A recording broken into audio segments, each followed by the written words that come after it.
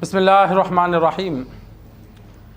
حضرت جابر رضی اللہ تعالی عنہ روایت کرتے ہیں کہ آپ صلی اللہ علیہ وسلم نے فرمایا کہ جو پیاز یا تھوم کھائے تو وہ ہماری مجالس میں نہ آئے، یا یہ فرمایا کہ ہماری مسجد سے الگ رہے، یا یہ فرمایا کہ اپنے گھر میں بیٹھا رہے۔ اور ایک مرتبہ سرکار دو عالم صلی اللہ علیہ وسلم کے پاس سبزیاں لائی گئیں جس میں اس قسم کی ترکاری تھی۔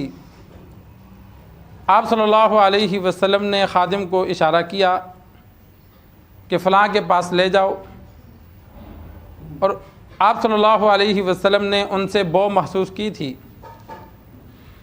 تو ان سے فرمایا تم کھاؤ، فإنی اناجی من لا تناجی، کہ مجھ سے وہ سرگوشی کرتے ہیں جو تم سے نہیں کرتے۔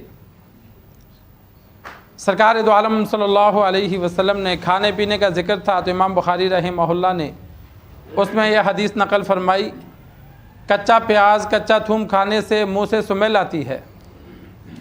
اگر صرف پیاز اور تھوم مراد نہیں ہے، اس دور میں تو پیاز تھوم تھا، آج کل نسوار بھی ہے، سگریٹ بھی ہے، ہر ایسی چیز جس کی وجہ سے منہ سے سمیل آئے۔ اور اسی طرح اگر کپڑے اتنے گندے ہیں، میلے کچیلے ہیں کہ جسم سے یا کپڑوں سے بو آتی ہے، یا جس طرح بعض لوگ زخمی ہو جاتے ہیں، اللہ تبارک و تعالی ہم سب کی حفاظت فرمائے، تو وہ جب پٹی وغیرہ کرتے ہیں، دوائی کرتے ہیں تو اس سے سمیل آتی ہے یا نہیں آتی؟ آتی ہے۔ تو ایسے بندوں کے لیے حکم یہ ہے کہ وہ مسجد میں نماز نہ پڑھیں، وہ اپنے گھر رہیں۔ اگر بو ختم ہو سکتی ہے، ایک بندے کو پسینے کی وجہ سے جسم سے بو زیادہ آ رہی ہے، وہ نہا لے۔ اگر نہانے کا انتظام نہیں ہے تو مسجد نہ آئے۔ نسوار رکھی ہے، پیاز کھایا ہے، تھوم کھایا ہے تو منہ سے بو کو ختم کرے پھر مسجد آئے۔ اس لیے کہ آپ صلی اللہ علیہ وسلم نے فرمایا جس چیز سے انسان تکلیف محسوس کرتا ہے اس سے فرشتے بھی تکلیف محسوس کرتے ہیں، اور مساجد فرشتوں سے بری ہوتی ہیں، تو جب سمیل آئے گی تو فرشتے مسجد چھوڑ نہیں سکتے، لیکن ان کو تکلیف ہوتی ہے۔ تو اس لیے منع فرمایا کہ جس کے جسم سے، کپڑوں سے، منہ سے سمیل آئے تو وہ ہمارے پاس نہ آئے۔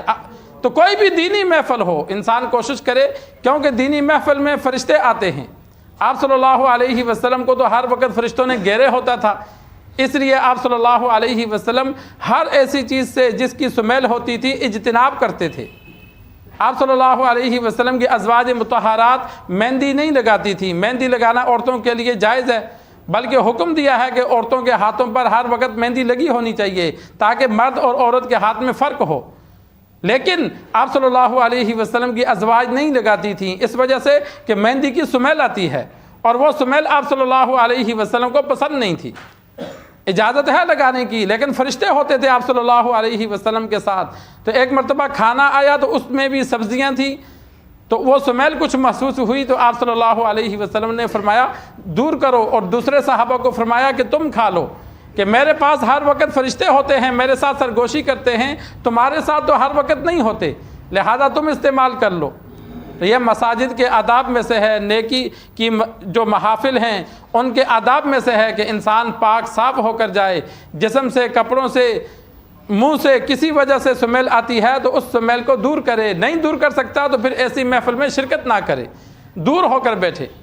سرکار دو عالم صلی اللہ علیہ وسلم ایسے بندے کو مسجد سے نکال دیتے تھے۔ عمر فاروق رضی اللہ تعالی عنہ منع فرما دیتے تھے۔ جب صحابہ کو علم ہوتا کہ نبی نے منع کیا ہے تو صحابہ نہیں آتے تھے، اس لیے کہ آپ صلی اللہ علیہ وسلم کے حکم کو نہ ماننا، اس سے ایمان جانے کا خطرہ محسوس کرتے تھے۔